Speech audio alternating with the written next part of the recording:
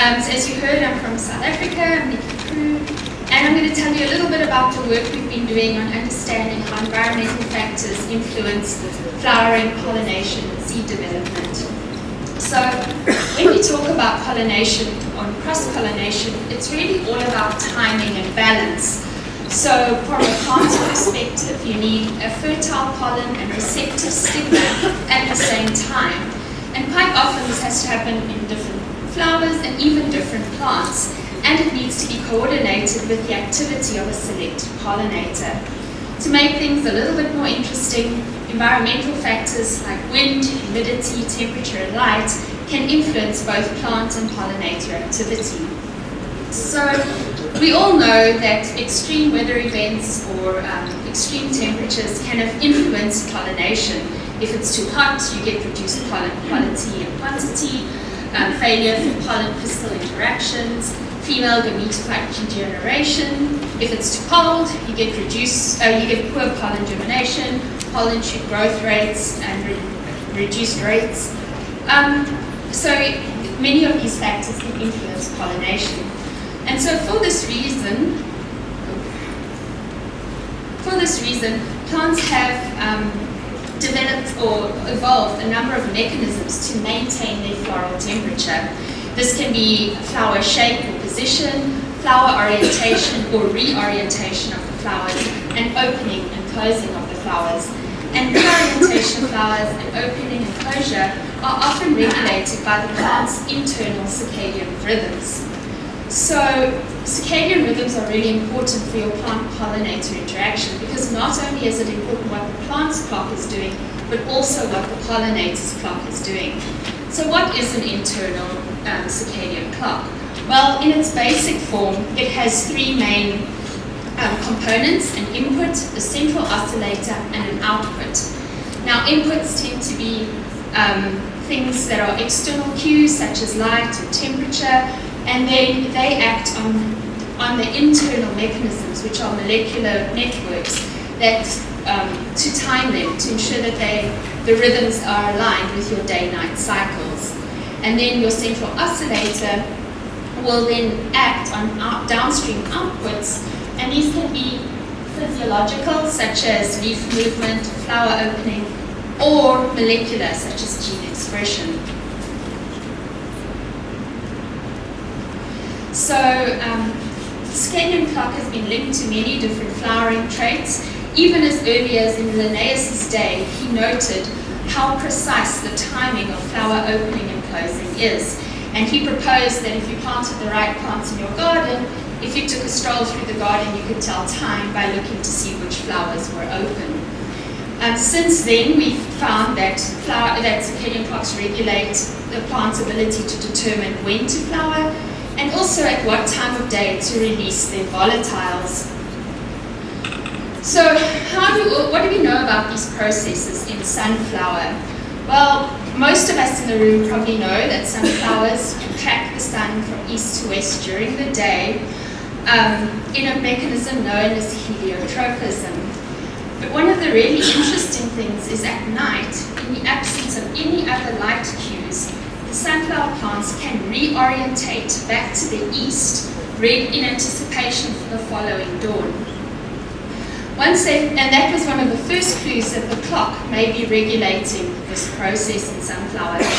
Once sunflowers mature, most of us here know that they stay facing roughly an easterly orientation. So this is just a sunflower field with the setting sun in the back, and most of the blooms are facing us in the east. And so one of the questions became, well, do environmental cues and the circadian clock regulate flower head orientation? So when I got to UC Davis for my postdoc, there was a postdoc there, Hagop Atinyan, who was working on this exact question. And he was watching the plant's ability to track the sun over its lifespan. And one of the things he noticed was that every morning the plants were robustly tracking east. So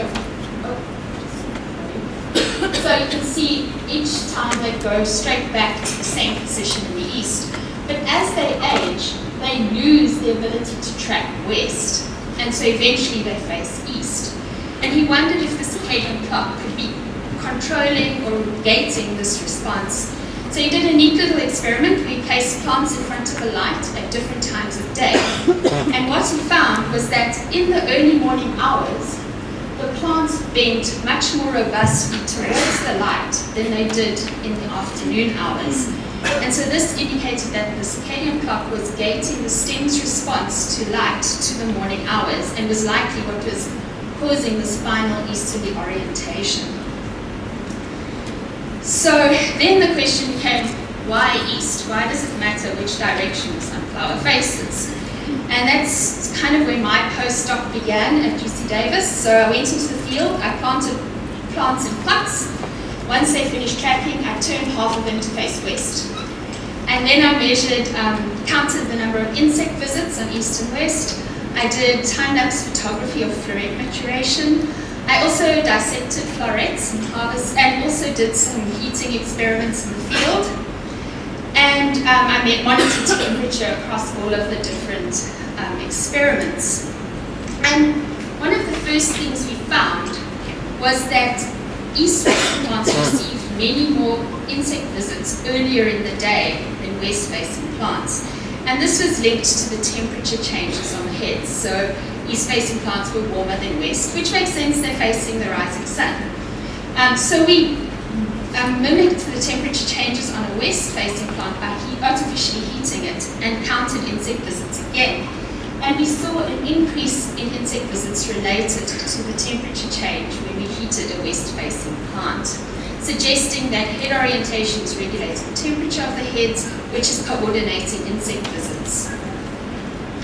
So the next question then became, so are these temperature changes actually making physiological changes to the flowers and the heads on east versus west? And the first easiest thing to do was to look at seed traits and head traits, and so I worked with a very talented undergraduate intern at UC Davis, Sana Saeed, and she did most of these measurements. And what we found was that capitulum diameter, the size of the seed, and seed weight were all elevated for east-facing plants and lower in west-facing plants, suggesting there was some form of fitness advantage. But this was only locality specific, so our site at the University of Virginia in Charlottesville did not show the same differences. So there's obviously environmental factors that can influence this process. But once we saw there was at least a partial female fitness advantage, we wondered if there could also be a male fitness advantage. And so our collaborators at the Blackman Lab in Berkeley did a very elegant study where they placed cytoplasmic male sterile lines in the center of the study site, and then they had sires or pollen donors, which they knew the molecular markers of, and they surrounded them either in an easterly or a westerly orientation, and they switched out different sires, and allowed them to pollinate the CMS, and then harvested seed, germinated them, and did paternity testing. And what they found was that the east-facing plants, represented in red, sired more offspring than the west-facing plants, suggesting there's a strong male fitness advantage to facing east. So when we talk about male fitness, we also need to talk about pollen availability.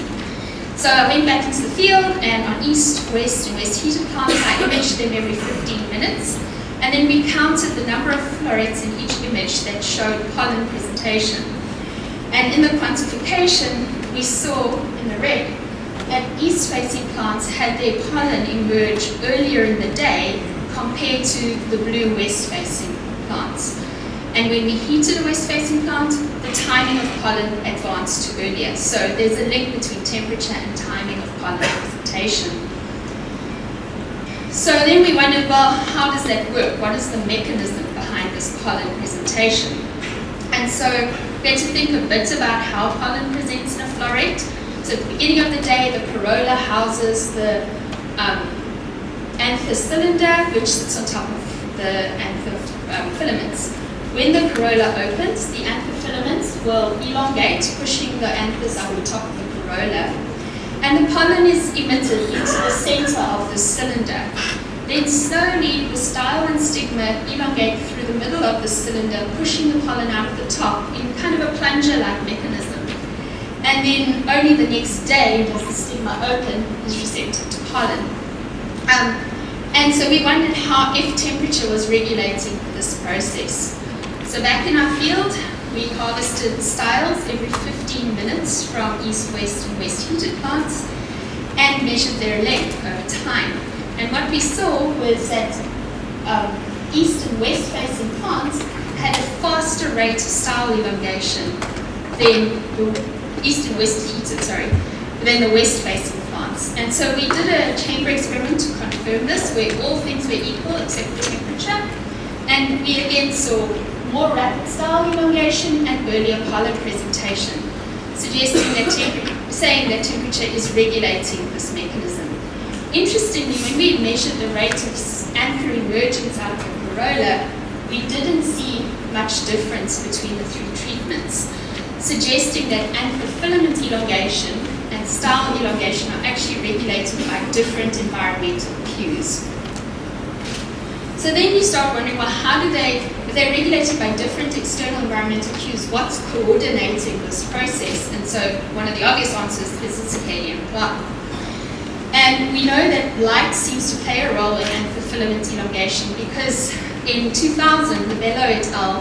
Did quite a nice study where they grew plants in constant light, and the anthers completely failed to emerge, and so you need that dark phase to initiate anther filament elongation.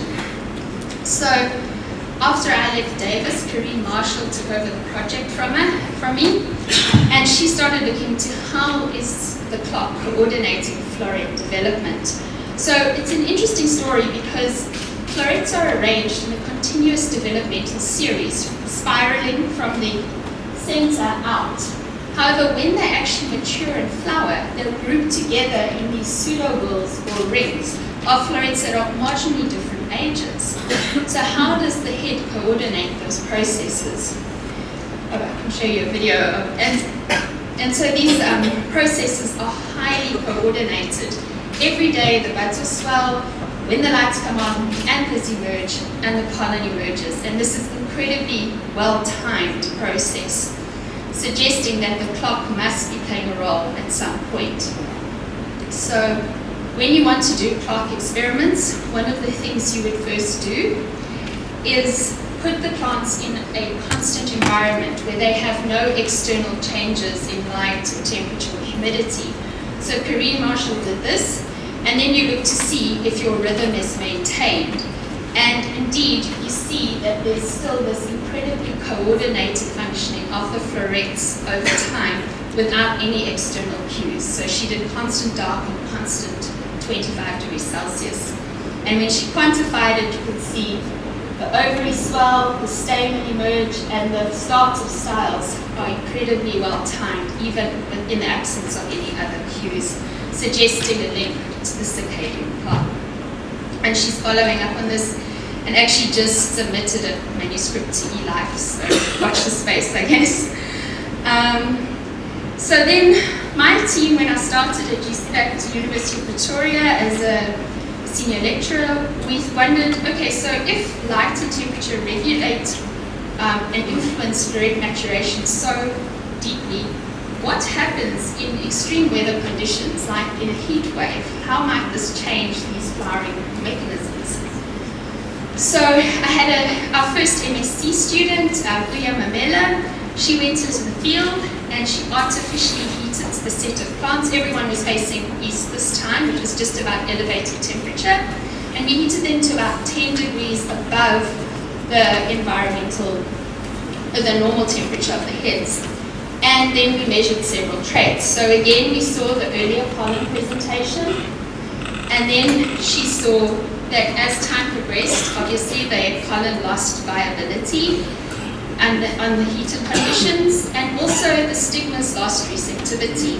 So one of the things we think is that this earlier pollen presentation is a good mechanism to avoid the hottest parts of the day when your pollen's going to start losing fertility. Interestingly, in her experiment, she did not see a difference in pollinator visits between heated and unheated. And I don't think that's super surprising because we know that pollinators use visual cues very strongly to decide which plants to visit. And Marco Tedesco from the Riesberg lab just released a very nice publication, and it shows that the UV markings on sunflowers are incredibly important for pollinator attraction. So, and when we looked at our east and west facing plants, the east ones look quite a bit different from the west facing ones, and so that's probably also playing a role. Whereas with Uyas, everyone's facing east, they look fairly similar, probably why we didn't see the difference. So while Uya was busy in the field, she was very, I think, lucky. We got a heat wave during this time. So she was able to actually monitor some of these traits under a natural heat wave. And again, we saw earlier pollen presentation, a decrease in pollen fertility, but in this case, we did see earlier insect activity. And so we know insects get moving a little bit earlier when it's hotter conditions. So altogether, this suggests that there's a mechanism in sunflower to shift pollination to earlier times under a heat wave to maintain its pollination at cooler temperatures and to keep it aligned with insect activity. So this heat wave was actually very useful for many of the members of my team. So Phrasia Mapfumo is our PhD student, and she had a planting day trial in the field at this time. And planting day trials are actually quite powerful because we have different developmental stages of the sunflower in the field at the same time when this heat wave hit. And so we had plants that were just flowering, plants that were 4 weeks old, and plants that were just germinating under the heat wave. And so as you would expect, under the heat wave, germination was terrible. We only had about 40% that germinated. But the plants that did germinate in the blue line here did pretty well in terms of biomass accumulation and growth compared to the earlier planting dates. Interestingly, I guess also expectedly, the 4-week-old plants, the January planting date, did very badly under the heat wave conditions. Their plants were stunted, they had small heads, they didn't grow very well at all. So we assumed there's going to be poor yield from that planting date. However, we did a stigma receptivity assay across the different planting dates and noticed that the January planting date seemed to have an elevated stigma receptivity, which was surprising. When Phrasia actually did the seed trait analysis, we found that the January planting date didn't really lose very much in terms of total seed yield or seed weight. And what we noticed was that one of the reasons for this is that January planting date had significantly fewer unfilled or empty seeds. And we wonder if there's a connection with that increased receptivity that we saw in the field. So the team's busy following up on that now. Hopefully we'll have more answers later. Phrasia is going to present a short talk in the next session, so if you want to see that, and she has a poster if you want to talk to her more about her planting day trials. And with that, I guess I have 4 main take-home messages. One is flower head orientation regulates microclimate to time pollen emergence and pollinator visits. Temperature regulates style elongation to influence timing of pollen emergence. There seems to be a coincidence required between the circadian clock, dark phase, and developmental stage of florets to maintain that daily opening. And finally, sunflowers seem to have several mechanisms to avoid heat stress by altering floral traits and timing of anthesis to maintain pollination.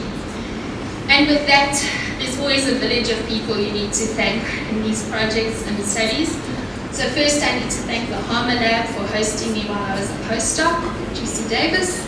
I need to thank our collaborators at the Blackman Lab, all the field staff at UC Davis and the University of Victoria for doing all the hard work, and then our collaborators at our National Agricultural Research Council and the university. And of course, you can never forget the funders, because without them, this research can't be done. And then I also want to say thank you to this incredible team of postgraduate students that I get to work with every day. And thank you for your time.